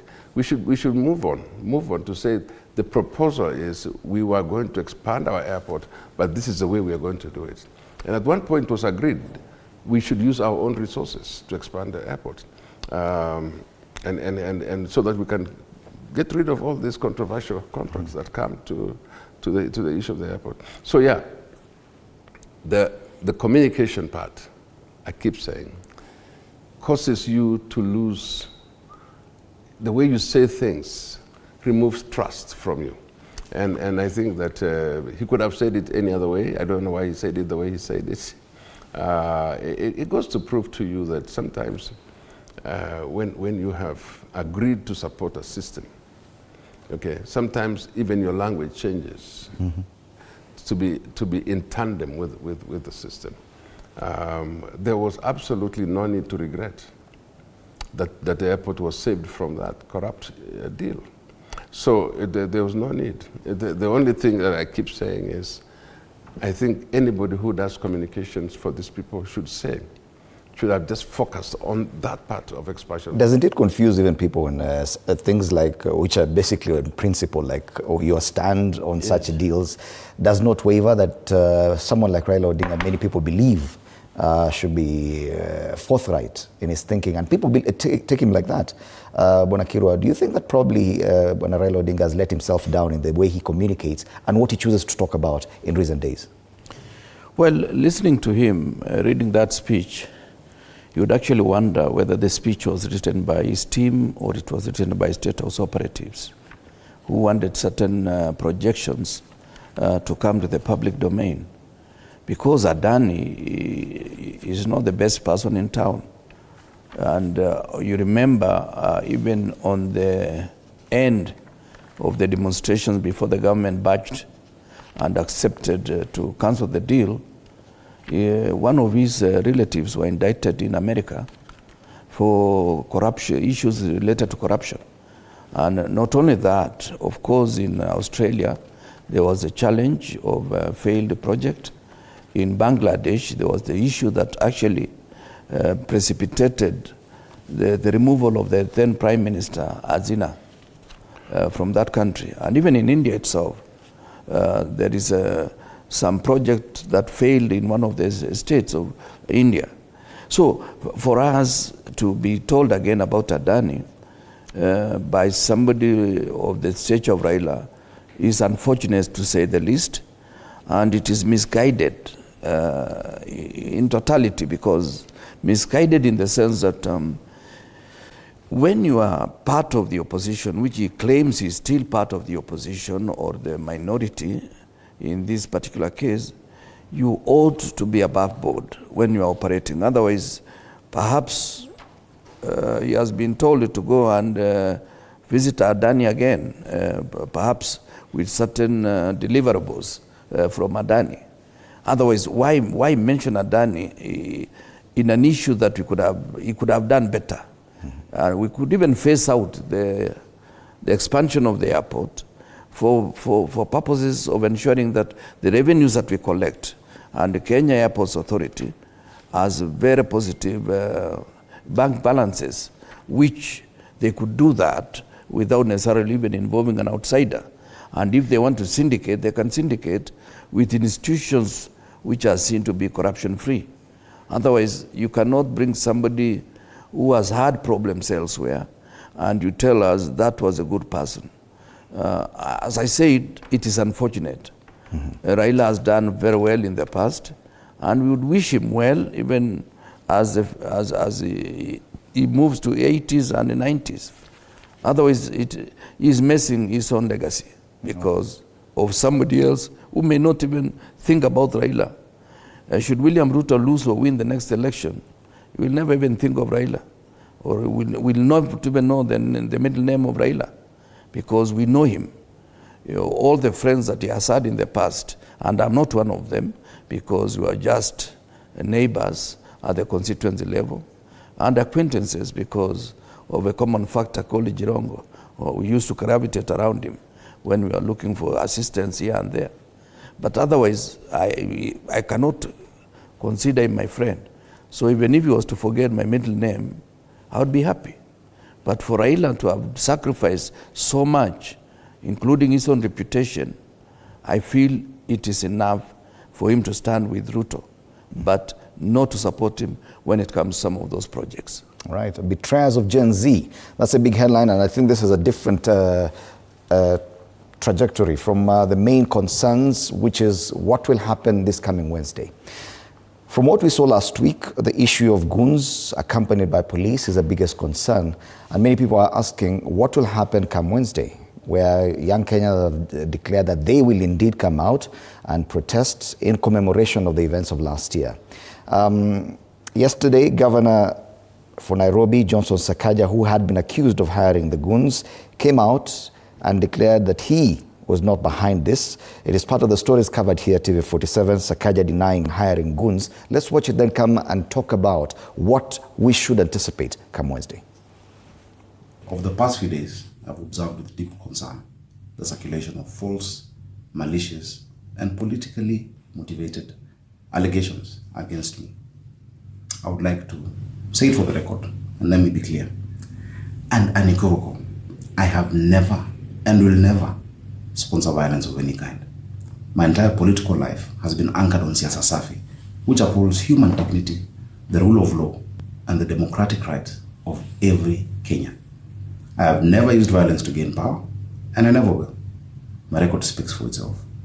These accusations are not only false, they're a desperate attempt by certain well-known individuals whose political careers are marked by violence, by intimidation, by chaos, who have gone as far as to hire goons to come and infiltrate protests and say that I'm the one who sent them, so as to taint my name and to gain political mileage. They have cheapened the cause of our young people. Fellow Kenyans, let us not be hoodwinked. Some have even gone as far as giving them county paraphernalia to say that they work for the county government or that they are my supporters. Nothing is further from the truth. I urge you, Nairobians, not to be deceived.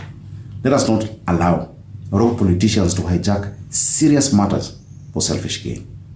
The recent and tragic events, including the injuring of many, mugging, the shooting of the trader Boniface Kariuki, demand justice, not sideshows or distraction.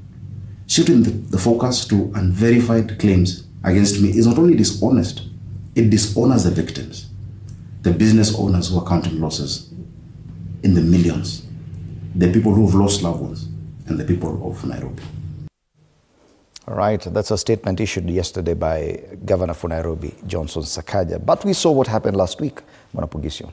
Hired goons with the very new clubs, rungus and machetes, walking hand in hand, even looking like they enjoyed police protection.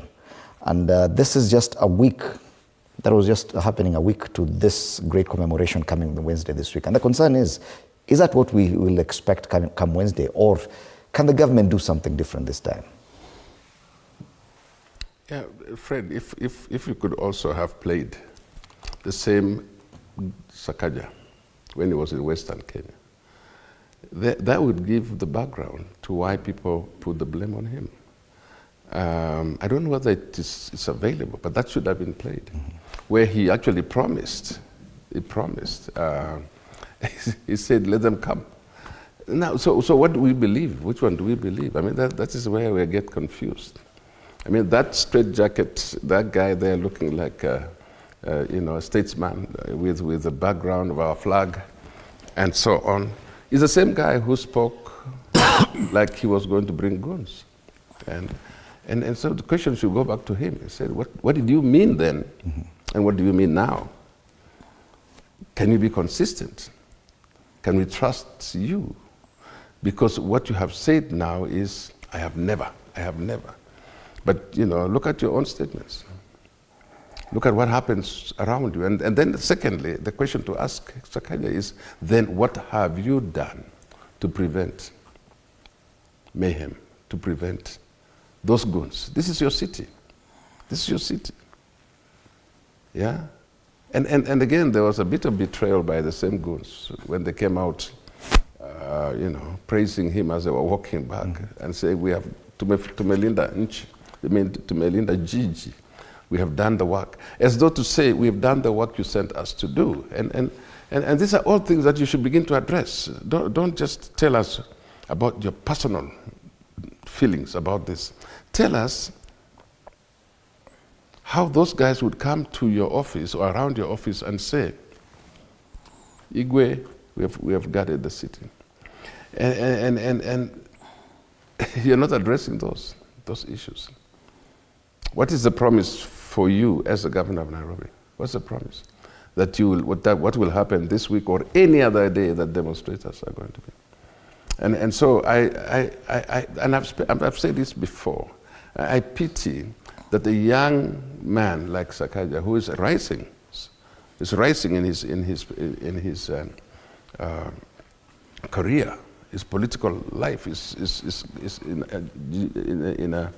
in a trajectory that's going up, and to be found to be in that kind of company where you declare things like this and things happen in your watch, then you confuse these young people.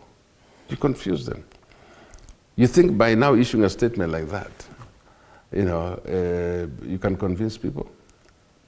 And I tell you, there's something about, we keep talking about that trust deficit. Once people have lost that trust, it doesn't matter what explanation. He was here looking like he's addressing the nation. But to tell you the truth, people ask. Your actions speak louder than your words. And I really wanted to advise Sakaja again that you have an opportunity as a young man to identify yourself with your fellow young people, to identify yourself with the Gen Zs, to say to them, that last week things happened to you and we are very sorry. It's very difficult for people to come back and say, we are very sorry. And this will never happen again. And these are the plans we have to make sure nothing like that happens. And I believe that he has an opportunity here to redeem himself. To redeem himself is not to say that he is clean, it's to show that he is clean and is not part of this. And he's a colleague, we've been in Senate together. I know that he has an opportunity to grow, but this is the opportunity now to break free from this direction that he's heading, and begin to regain the trust of the young people. Yeah, you don't regain trust by saying. you regain by acting.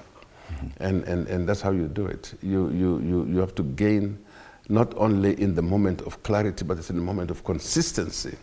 Why are you not consistent? We want to see that what you say matches exactly what you do. I mean, and that's the opportunity for a young person, a leader like that, to come back and say, and why is it difficult to say, I'm sorry? I mean, but he can deny all he wants. But I tell you, it's very difficult to convince the people who are on the streets that day that he was not there. Yeah. We saw photos and videos of, and probably this is an even bigger concern, whoever hired the goons may not be the problem, is the fact that police appear to have surrendered that space to the goons, that they looked like they were more powerful, or that police were even providing protection for that same group. That is a concern we have this week. We anticipate a lot of things, and definitely anticipate that young Kenyans will come out to the streets on Wednesday. Yeah. But if police could allow the goons to reign free, that's an even bigger question than who hired them in the first place. Yes, I agree with you, because who are these politicians that we always blame, that they are the ones who hired the goons for purposes of tarnishing the name of the governor? And I just want to remind Kenyans that in history, some of the situations that are precipitated at the tail end of any regime is a product of their own misadventure. Remember, even the issue of Mungiki was created by one of the regimes of the past.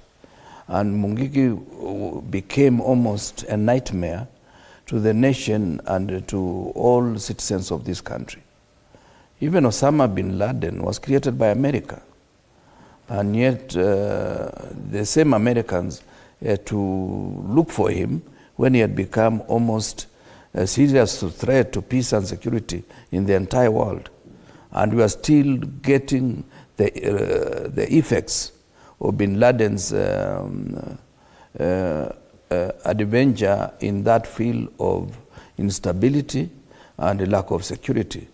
Remember, as I said much earlier, even in Haiti, it is the regime that was creating those goons that have now become a problem to the entire world, where there is no stable government in Haiti. So some of the goons that you think you are creating for the purposes of immediate solutions to a problem that could have been handled differently may become a nightmare even in the city of Nairobi. They may be the same goons who will evict Sakaja come the next election or any other time for that matter. So it is not interesting, and Sakaja did not do well by yesterday pretending that he was denying, because there was a Sakaja salute by those goons when they were passing along the city, the governor's office, having accomplished thuggery, of course with the police abetting the thuggery that happened, and shooting a very innocent man selling masks. It was a sign that the police had their own vengeance elsewhere, but the goons, if it's not Sakaja, then they must have been hired by the state to make sure that they visit mayhem. I remember the meeting that Sakaja was when he was demanding that nobody will play in Nairobi. There were other state operatives who had already shown clear signs that they were not going to tolerate any form of protest or even demonstration whatsoever. And it's become almost a mark of this regime that they're intolerant to alternative opinion, whether it's by members of parliament or by any individual in society. They are also intolerant to people who call them to order about the way they display their ill-gotten wealth. And they don't want to hear people talking about anything else. They are only threatening Kenyans with the hope that they still got support in the country. But their support has been decimated by lack of trust, because you cannot have a leader who makes 10 sentences and each sentence as a lie. and you expect people to respect you and to applaud you. And in fact, Fred, at times, people don't watch their own clips when they go back home. The president should have realized when he was telling people in Meru that he's going to make sure that he brings us down to size. The audience around him was indifferent. It was not like when he was campaigning in the run-up to 2022 elections, where he was getting a lot of applause. People are indifferent. They're almost getting tired. What is he telling us again? And that should have been a clear sign that this bedrock has slipped away. It's only that we are looking who is going to be the person to harvest that avalanche of supporters moving away from the current regime. Yes. And even looking at it politically, because any instance of anarchy would boil down to the state security agencies. The apex, we have the National Security Council where the president sits. The governor does not sit in that Security Council. When anarchy is allowed to reign supreme anywhere, and especially in the capital city, the problem should, the buck stops with the president. I've seen somewhere that if the former deputy president is accusing President Ruto of hiring those goons, and the question is, should he, the president, take responsibility? Should he allow any politician to go to that extent, even the governor, while we know that security is not even a devolved function? It is part of the stories covered at TV47, Gachagua accusing Ruto of hiring goons. Let's have that story. The former deputy president hit out at the government and members of parliament from Meru of mobilizing youth to cause mayhem and chaos during his visit of the region, while thanking the people of Meru for standing with him. Hata kama ni madharau, hata kama William Ruto anakutumia vibaya, how do you plan violence against your own brother? Wetangula and Musalia, and they were with Oparanya. They told me one thing, kwamba wamekaa na Mheshimiwa William Ruto, wamekubaliana kwamba kiti ya deputy president inaenda kule Western Region. So they are wasting your time. Wanakutumia vile walitumia wale wabunge wa hapa mlima kuondoa mtoto wao na kupiga mtoto wao. Gachagua has been in Meru for a political tour since Friday. During his tour, Gachagua made several stopovers in the counties of Tharaka Nithi and Meru. Responding to claims that the opposition has no plans for development, Gachagua has said that the government is desperate and has resorted to using goons. William Ruto has sunk our country so low that he is using goons to run the country. Gachagua has said that the Mount Kenya region hates betrayal, and the mountain left President Ruto the moment he betrayed the region, and is no longer supporting the president now and in the future. William Ruto, you have lost a mountain. Let me advise you today for free. If you want to be re-elected, if you have any plan for re-election, in your formula, in your mathematics, remove the mountain. And the problem, William Ruto, wewe umefanya ni kusaliti sisi. You have betrayed us. Whatever you told us that you do for the Meru people and the Ngema people, you have not done. After the church service, Gachagua made stopovers addressing the locals. Mumeona yule Ichungwa amesema kwamba wale wa Kenya ambao walifanya maandamano ni wajinga, ati kwamba bunge imepitisha hiyo finance bill kama Wakenya wamenyamaza sasa hivi. Mimi alinifukuza kwa sababu nilimwambia awache kugawanya mlima. Alikuwa anataka tu Wameru wakae kando, Waembu kando, Wakikuyu kando ndio atukalie, nikamkataza. President William Ruto was in Meru on Saturday accusing Gachagua of tribal politics. All right. A lot of things said there, but on this issue of using goons, there is some responsibility to be taken by the apex control of security in the country. As I said earlier, the security agencies, the systems of security are not under the county governments. If you allow such goons to take control of Nairobi, then the president, as a chair of the National Security Council, should take control. Fred, it's also the county must also raise those concerns to the national government. If you don't like that to happen, then let's hear you raising the concerns. Let's hear the politicians in the county saying, we do not support, we don't want any of this to happen. I mean, these are the goons that we saw that they were definitely protected, covered. They even spoke, some of them have spoken. You can see some of them actually were asking for apology, were apologizing, asking to be forgiven. And so you saw one who was, I think, a referee, also crying now that he's been targeted. Now, by the time you get somebody who is actually so responsible as to be a referee for our football, coming out and accepting this position as a goon, you realize that these are not from simple hirings.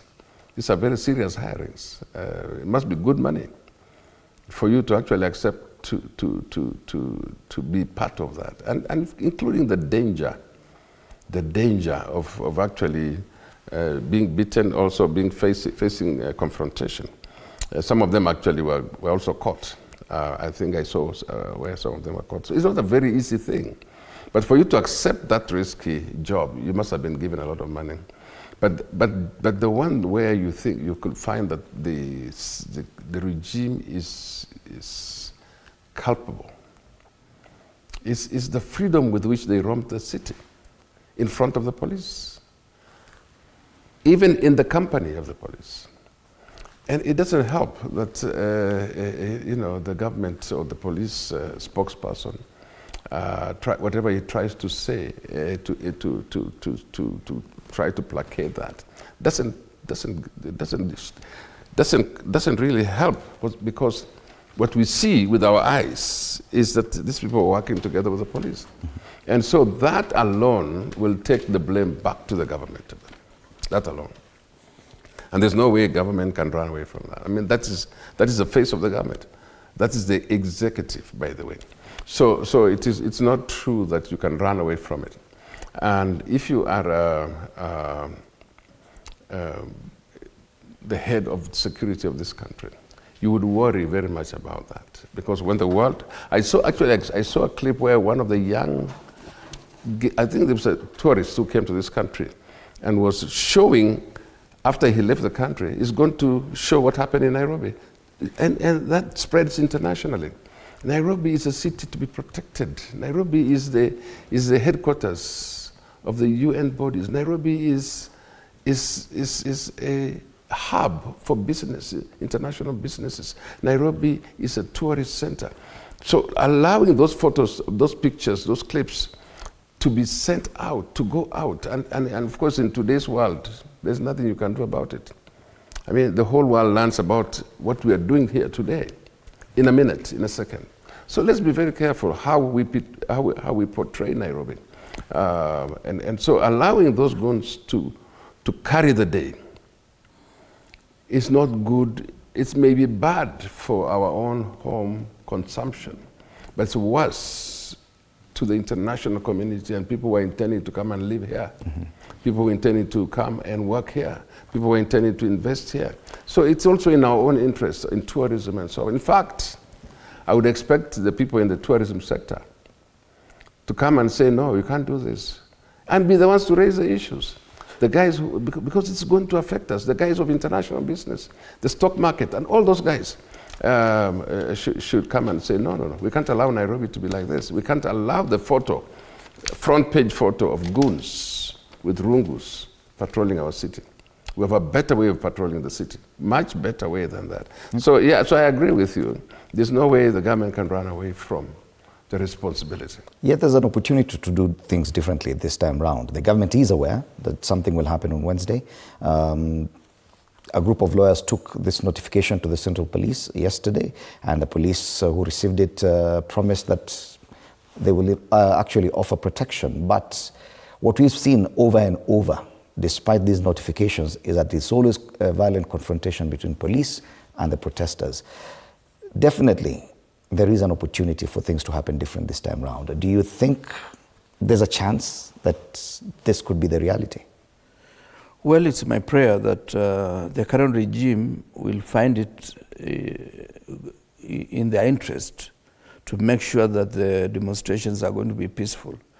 Remember last year, the young people who were demonstrating, and I think there are three things: the national flag, a bottle of water, and a telephone, of course with bundles. They did not do anything harmful until goons also infiltrated, and the police now visited mayhem on the young people in the streets. Otherwise, they should learn from what South Africa has been doing in the past. There are people roaming the street accusing the president of all manner of things and different sizes of his organs, but they were escorted all the way, and it became a story for one day or a few days later. But this one now has remained in our map and in our calendar for the last 1 year because of the use of goons and the killing of innocent Kenyans by the police and even bystanders, like the young man I referred to earlier in Ongata Rongai. He had just gone out to borrow a book that he didn't have because he was doing this primary school homework, only to be shot 12 times by a policeman or a policewoman or a police personnel. What danger was that child constituting? A child in a lower primary school. So these are some things that the current regime, we know the history of some of these individuals, that they have not been clean in the past, and they are not trying to be clean now. But they can improve their image by ensuring that the Wednesday protests are going to be peaceful, because we've seen the source of violence is not the protesters. The source of violence comes from state organs led by the police and the goons that are hired by some of the leaders, only to deny when repercussions take place. And it's despicable for this regime to still pretend they are genuine in using the apparatus of state to visit violence on the people of this country. It is something that they should be ashamed of, because why do you have in mind that somebody who does not support you is therefore a negative element who must be gotten rid of by killing the person or trying to create some kind of threat? And this is something that they should realize, that when the people of this country will be collectively annoyed, there's no amount of violence that can stop the people from causing a revolt, whether now or in the next general election. All right. And as we come to the close of the show, there's one thing that one of the speakers there in Meru during the drive-thrus by the former deputy president spoke about. The fact that last year, one of the issues that the younger generation were talking about was the budget-making process and the issues around it, the finance bill, the appropriations bill, and monies allocated to different issues. But it would appear that, curiously, that is the one conversation that we are not having this time round. We've not had a robust conversation about the finance bill nor the allocations in the budget. The finance bill was passed last week by the House, and it's awaiting presidential assent. The appropriations bill, the same. And now we see on the front page of the Daily Nation that State House gets another 890 million shillings for renovations. Some positives from the budget-making process: MPs drop digital assets tax of 3% on transactions.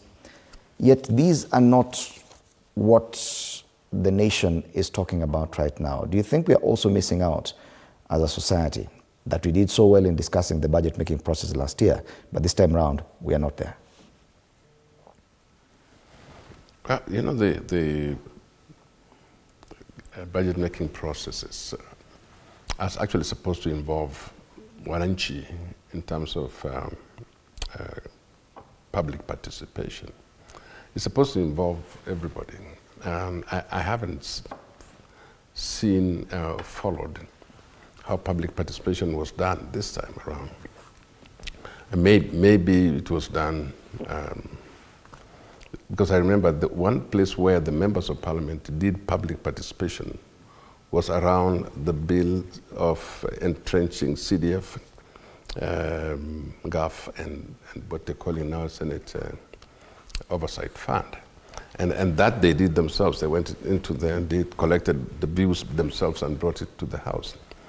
But on the budget, I guess people were just waiting to see specific areas of the budget that's going to hurt them the most, and then react on that.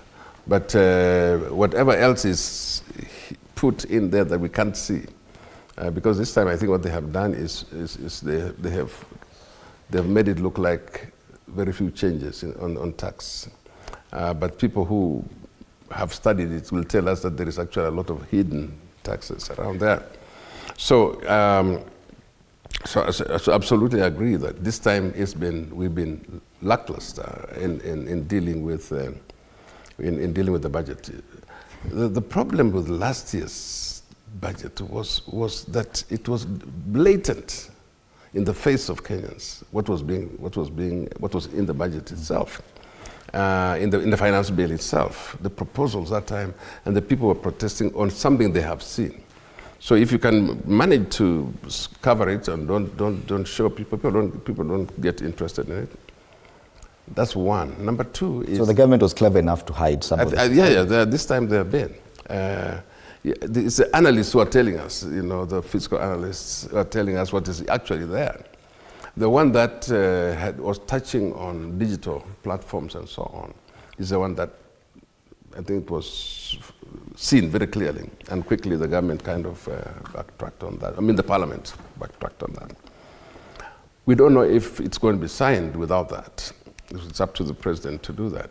But I guess at this point in time, the blatant, the straightforward taxes, which we saw last year, the overtaxation and so on, is not clearly there. And so I think it was people would quickly say, okay, it's all right, because we don't see it.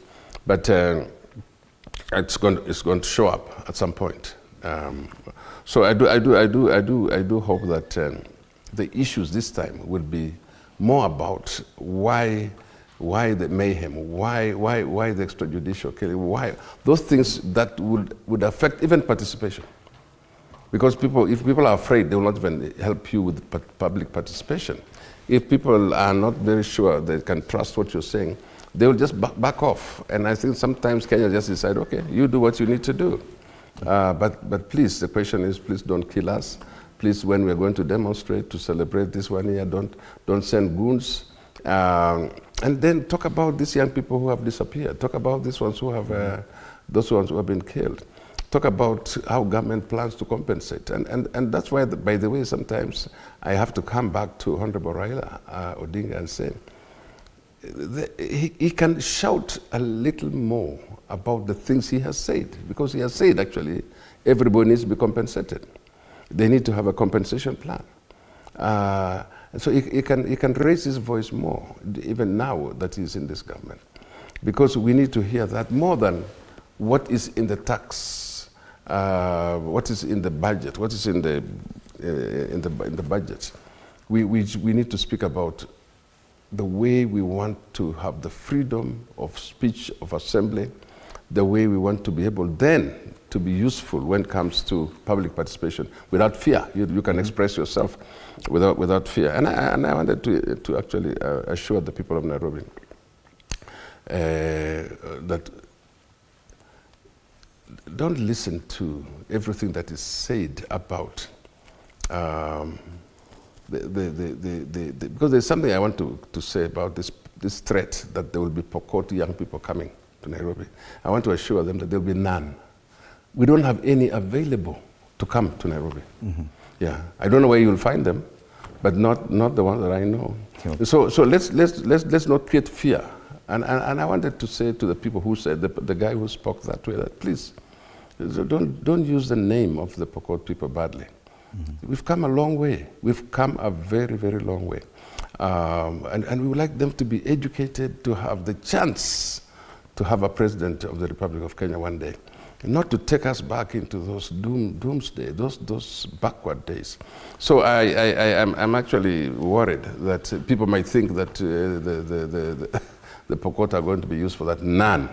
None is coming, and they're not available. They are busy doing business, they're busy going to school, and they're busy trying to build their lives for the future. Okay. And so I just want to say that let's keep pushing on the matters that are important to make Kenya a better place. The concern is that now all these things, the threats, the use of security agencies to kill, maim, and to suppress protests have been successful from the government's perspective. Hence the reason why the discussions around the budget-making process are not as robust. The government may see this as success on its part. Do you think that that is a huge concern? Yes, it's a huge concern, but the flip side is that the people of Kenya have fallen into some kind of resignation, just waiting for a defining moment in 2027, because they seem to realize that this regime is totally incorrigible. It is not likely to change, and it does not listen to the wishes of the people. And even when they talk of public participation, in the true sense of governance, public participation must be informed public participation, and where the opinion of those who express alternative view is captured and is treated with respect. But this public participation that we are seeing, whether it's by members of parliament who believe that they ought to also be presiding over the projects in their own constituencies, instead of just being representatives of the people who are supposed to legislate and make laws that are positive to this country, they decide now they want to be mini managers of certain projects.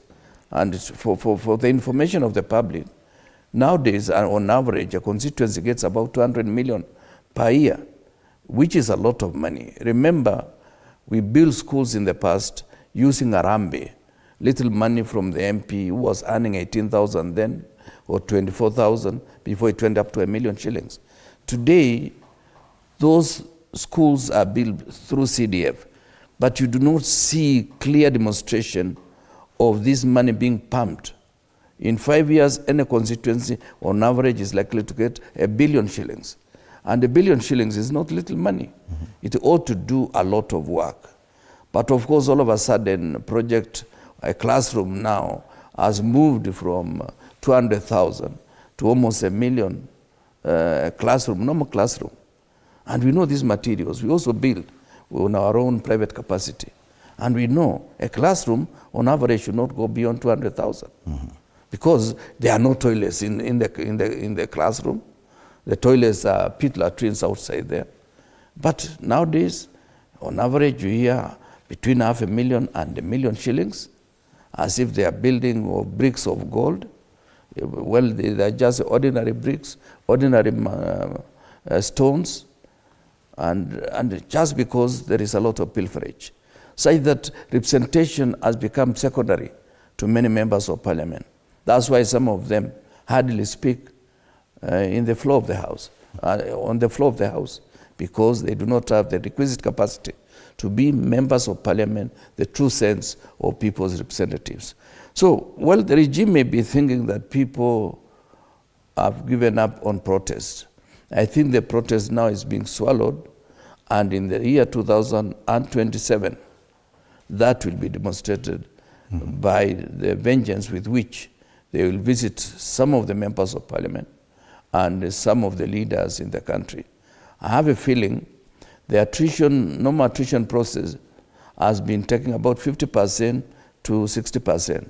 In the next election, it is highly likely that close to 80% of the current sitting members of parliament will go home. Right. Well, we only have about 3 minutes left for your parting shot. Start with you, Bwana Pogisho. Well, it's very important that we understand that we have only one country, we have only one Kenya, and leadership must take into account the fact that we come with different opinions, political opinions, and that we should never forget that we were once young. I remember the people who brought change to this country in the second, Republic of, as they call it that time, were very young. There were people who were called the Seven Bearded Sisters. There were people who were called Young Turks. There were people, without the young minds, the country will go very, very slowly. But the fact that we have young minds, let's build them up. Let's respect their leadership. Let's bring them on board. It will add value and speed to the growth of this country. And I do wish that the government begins to see that way. Allow them, the people of this country, the young people. We can call them Gen Zs, but whatever the young people do in this country, they should not be on the run. Mm-hmm. They should be sitting down and working to help this country move forward. All right. Waziri Kiru. Yeah, one common factor that has held this country is that people are not as tribal as the leaders make them to look. The people of Kenya are peace-loving, thanks to the leadership of the past that believed there is a lot in common and there is a lot more we share as a people, and we have a common heritage that we should always guard. But I'm worried that leaders are allowing that kind of peaceful coexistence now to run the risk of us tearing this country asunder. It's my prayer and my hope that as we approach the next general election, we'll spend more time talking peace and not threatening those who don't agree with you. That is the way Kenya should be. Right, yes. Betrayers of Gen Z is a big headline on the front page of the Standard, with Raila Odinga and Kasmuel Makore, their images there on the front page. Generation Z protests that changed Kenya. That's a story on the front page of the Daily Nation. Not the main headline, but a story nonetheless, given prominence there. Pain of 3 billion shillings daily in protests as huge demo planned, and church remembers slain Gen Z protesters. That's a star. Yes, Kenya is anticipating what will happen on Wednesday this week as young Kenyans and even older generation mark the events of last year, June 25th, when a lot happened with the young Kenyans protesting. Quite a number of things, including the finance bill and provisions that were there then. Meanwhile, on the Daily Nation, the story is about State House getting another 890 million shillings for renovations. And you just realize how we may have missed out on a lot of discussions around the budget-making process. Thank you so much, Samuel Pogisio, who has served as ICT Minister in the Kibaki II administration, as Senate Majority Leader in the 12th Parliament, Senator West Pokot, and MP Kacheliba. And Kipruto Rapkirwa, who has served as Agriculture Minister in the Kibaki I administration, and was also a member of the National Assembly representing Cherangani constituency. Thank you for your time this morning. After the break, we switch gears and talk matter sports. Monday Blitz, Duncan Mutua and Fred Arocho will be leading that conversation. And later on, Anodida will be back in studio for more. This is Morning Cafe. My name is Fred Indemuli. Let's do this again tomorrow morning.